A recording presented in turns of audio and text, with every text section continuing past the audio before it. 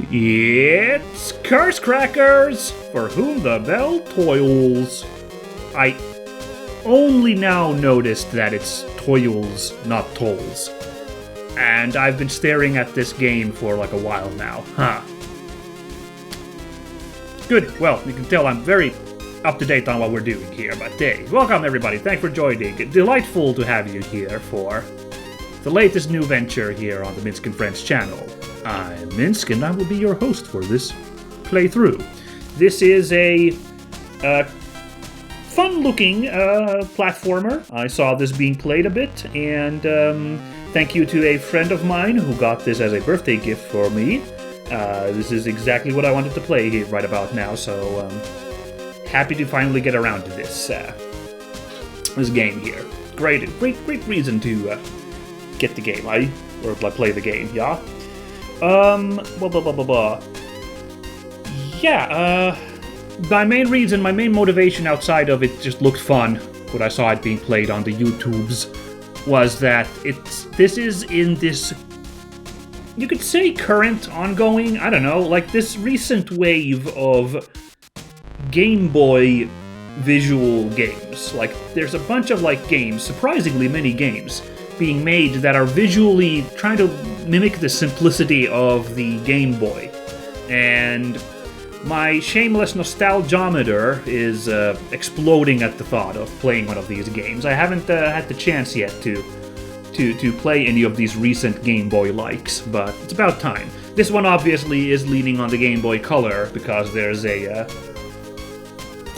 variety of colors available. It's not just entire monochrome, but I know that there are just straight up monochrome OG Game Boy lookalike games being made that I'm also curious about, but let's go with this one for now, okay? Okay. Sound good? I think it sounds good. In the distant reaches of the primordial sky, a masked dragon appeared, shielding a sea of light in her wings. She gathered the light into a... That's not good. Flubbing lines this early. She gathered the light into a tight embrace and formed Ledamra, the world upon which we walk.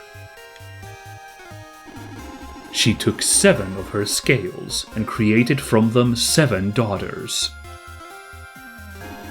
The dragon charged them with the protection and care of this new world and withdrew, falling into a deep slumber. Using the last of their mother's light, the scales created their own children, imparting in them a piece of themselves. They watched over Ledamra and their children for many years. Oh my god, they're like actual physical titans, these seven daughters. You see there's like the little followers there beneath those huge horned creatures. Wow, okay. This is somewhat more epic than I expected, because this looked to just be a cutesy platformer, was the vibe I got from the stuff I watched. So, this, like, RPG-ass backstory is, not a problem, but unexpected. I'll just put it that way. This harmony was not to last, however. The scales fell into bickering and jealousy, and the world shook with their petty squabbles. Yeah, if they actually are that humongous, yeah, that could be a problem if they go around arguing and throwing furniture around, which in this case would appear to be entire buildings. One scale no longer wished to share their mother's creation, and set her children against those of her sisters. War tore across the land. The world suffered, and many of the scales were destroyed. It looked as though the rebelling scale would be victorious. With a deafening crash, the masked dragon reappeared. She looked upon what her daughters had done with horror.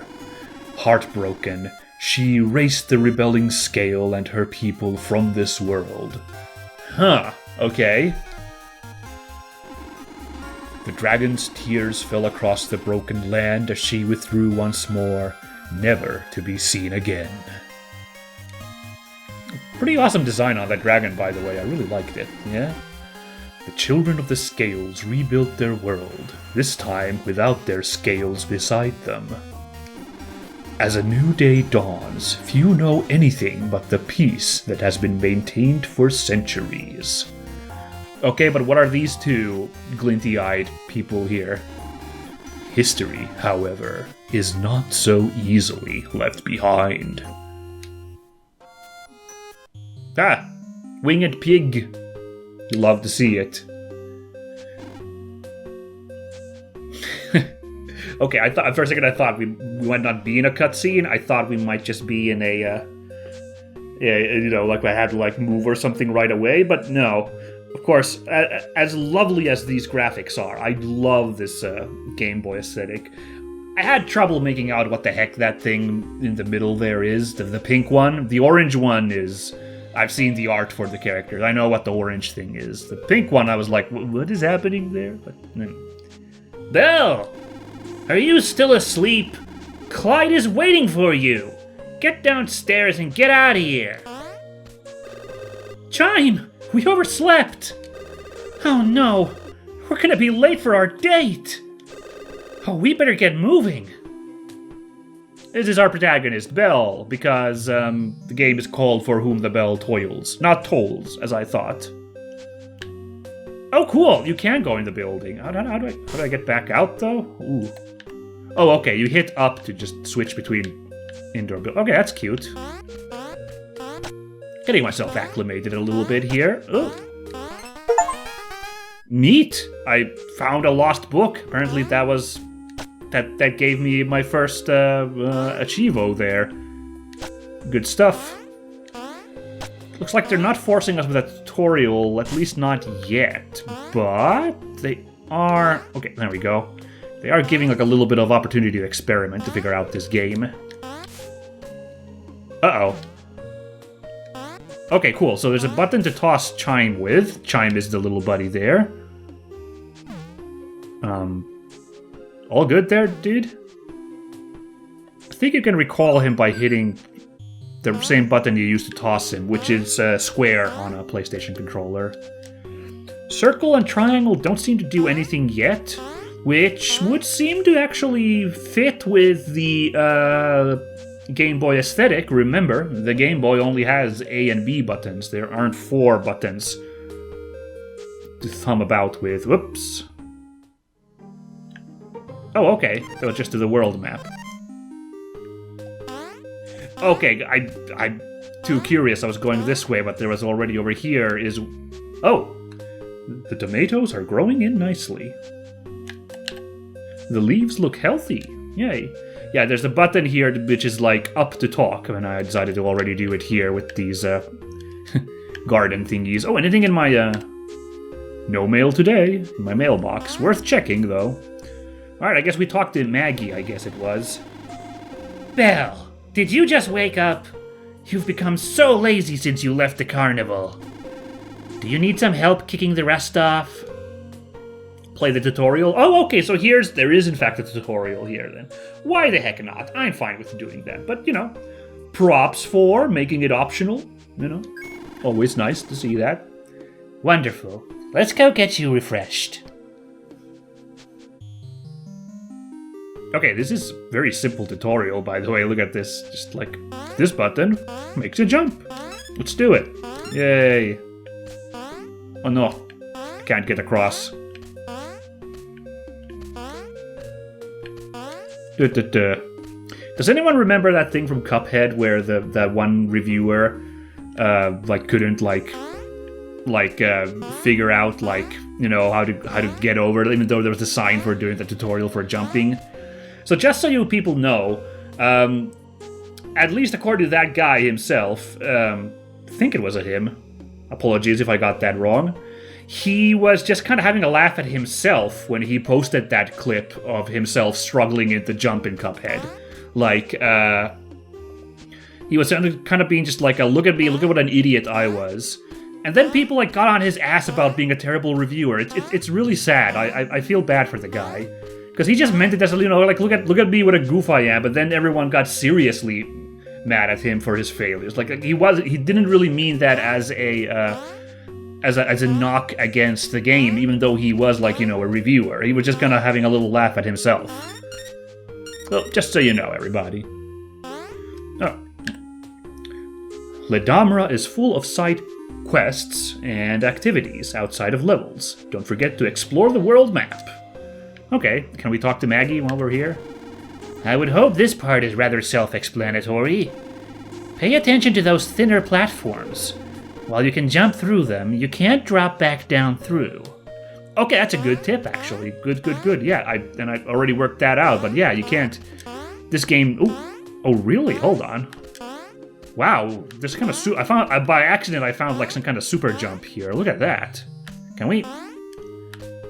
Not quite, but there is a little bit more verticality with that... Whoa, hold on. Why did I do that?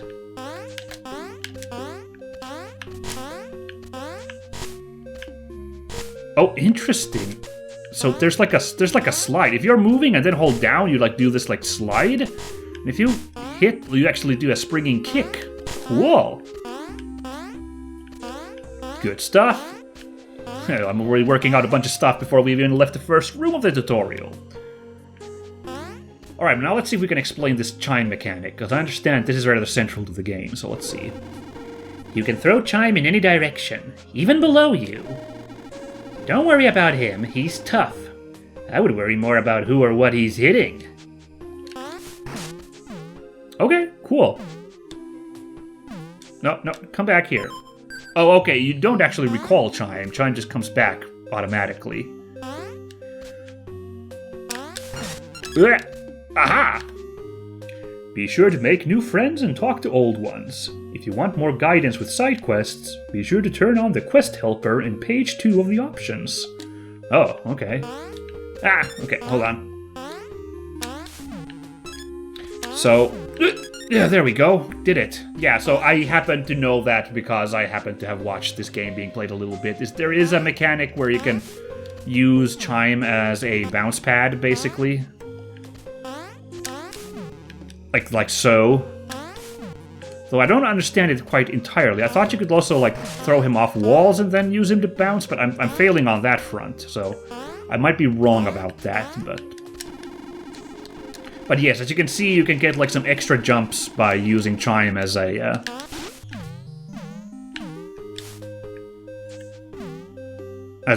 platform. There you go. Thank you.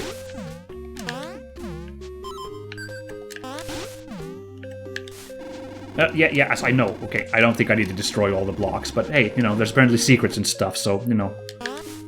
Just this one room. Chime! You crazy guy.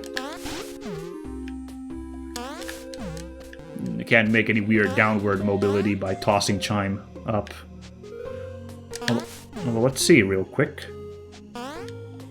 Chime, come back! Oh, jeez. No, I can do the jump. Just press down a direction to crawl. I bet if you have enough speed when you drop to a crawl, you can slide. Yes, in fact, you can just do that, but, well, let's... oh, no? Oh. Huh, hold on. Okay, that wasn't the biggest slide in the world, but also... Yeah, that's my big jump. Alright. Sometimes chime gets stuck or bounces into the sunset. Just call for him and I'm sure he'll be right back by your side in no time. Honestly, I've never seen the two of you apart. Oh, okay. I see what's going on here. Yeah. So, but now we do have to use a couple more buttons. So, yeah, so this isn't entirely beholden to the gameplay of the Game Boy, because now we are using more buttons than the Game Boy had available, because we've used square to toss chime about, we used X to jump, and now triangle for recall, so that's already 3. Not to mention I'm using the analog stick, obviously, but like, just as a test right now I'm using the D-pad. You absolutely could just play this with the D-pad to be like real, like thumb-hurting Game Boy action. But yeah, this is a compromise with all these buttons being used, but that's fine. It's just aesthetically similar. I get it. But yes, there is a button to recall Chime, so we don't have to wait for Chime to keep bouncing forever. I can just... And there you are. Good to know. Remember, you can put all sorts of things in your pocket, but only one at a time. Some items will work passively, but others you choose when to use them. Be thoughtful of when you use them, and I'm sure you can reach all sorts of surprises. Okay. This is a free sample from Claire. Give it a try. Take it. Great. Now just use the item to reach the exit. What is this? Ah! Oh, balloon! Okay. I'm gonna take the other free sample because I want to have a look at that thing to the left there. Oh no! You silly Billy Chime. Apparently it's very gassy food, whatever that was that we just fed him. I like the music change there for the mode. Kinda cute. Lately, illusory walls have been causing all manner of chaos. Be sure to check suspicious walls to see if they are real. Well, then you would think that there's a secret wall right here. No. Right here. Apparently not. Wow. You'd think they put an illusory wall or like somewhere right nearby if you're gonna put a prompt like that. But, okay, fine. We'll figure it out later.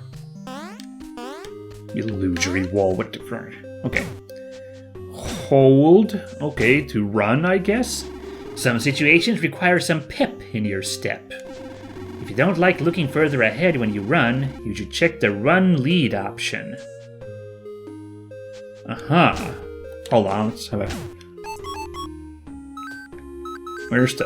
Game options 1 and 2. I see. Okay, this is the... Okay. Special guests. That's mysterious. I don't see a run lead toggle here. I see run toggle, but... Oops, death reset. Oh, I don't know what that is. And here's quest helper, which maybe we'll use? I don't know. I'm not too miffed. We'll figure it out.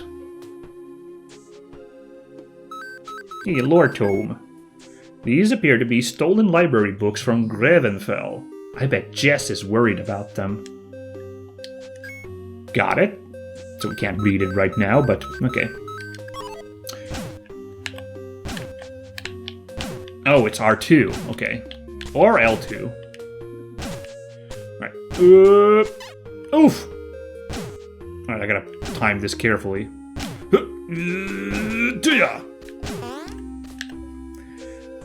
Hollor is an island with a colorful history. There is much to discover and collect for those adventurous enough. Okay, I'm gonna guess that's where we are right now, then? Alright. Oh. No new dialogue. Apparently just, you know, wanted to do the tutorial again. We got enough tutorial. I'm surprised the tutorial didn't talk about the whole use chime for bounces mechanic. Let's see if we can figure this out. Also, this is interesting.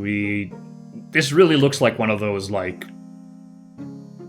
Nintendo platformer world maps where you just move along the track, so I wasn't ready for free roam. In fact, this feels... well, a lot of things, I suppose, but the one my brain would immediately go to is... Okay. The one my brain immediately goes to, of course, is Donkey Kong Country 3, where you have the opportunity to wander around the world map, and there's like some little secrets to be found. It's kind of an interesting vibe. Anyway, what the... What is this open pit quarry of blades? What is happening? Welcome to Oath's Rest, young one. What is this place? It is said that the Scale Oathbind sacrificed herself here. Fragmented herself into countless blades to be wielded against the Graven and their hateful master. I come and take care of this place. While the Othen revere it and make pilgrimages here, they don't think to keep the place tidy, you see. If this were the place I was to rest forever, I wouldn't want it to become a mess. That's thoughtful of you. I'm Belle, by the way. Nice to meet you. Parsley, please do tread respectfully in this place. Oh, okay, see, I thought the sword on the map may have just been indicative of the field of blades, you know. After you know, seeing this place for realsies, but now I see it's in fact this giant sword. Touch the blade. Nothing seems to happen. The blade feels warm. Alright, we'll let the giant sword be there. That's a cool area, though. Pretty rad vibes. Oh, I see now the blades are all over the place. Yeah. Well, that's one secret, I guess, found. Can I go down here? Yes, I can. Man, okay. Oh, man. We should be probably just go do a mission, but, you know. What about this? Let's look here first. Since apparently we just can't go to places now. Oh, this must be the dragon, right? The dragon that created the world and the seven scales. Maybe? Kinda looks like it from the intro. But what the heck is all this? Learn of the one who seeks blooms to earn Armadel's gift. Aid an outcast to receive Colorgrave's gift. Colorgrave, by the way, is the developer of this game. Apparently this is sorta kinda a sequel to a Legend of Zelda type of game that they made previously called, I blanked on what the name of it was Prodigal. Prodigal, I think, was the name of their first game. So I didn't even realize this actually was until I started looking up a little bit of info on this game. Apparently, yeah, this is sort of kind of a sequel. Well, it's set in the same world. They apparently share a world. It's obviously not a sequel gameplay-wise. Had I known that, would I have played that instead? I don't know. I'm not right now in the mood for a Zelda-like. I could do a platformer, which apparently is tough as nails, but it's not a super long game, so I think I can manage this. We'll see how this goes, knock on wood. Yeah,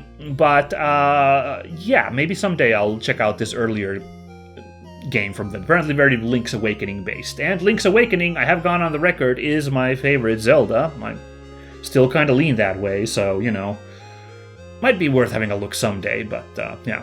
Now we're doing Curse Crackers, it's fine. Earn the approval of a daughter of Oathbind to receive her gift. Try to aid a wild daughter of Hearthlove to receive her gift. So these seem like side quest rewards, I guess? Aid a child of Mournless to receive her gift. Which, by the way, again, very involved for a cutesy platformer, all this story going on here, yeah? Okay, we can't go in these, like, random buildings, but what about this doggy and cart? Oh, cool detail! You can see the giant sword in the background. Wow. Man.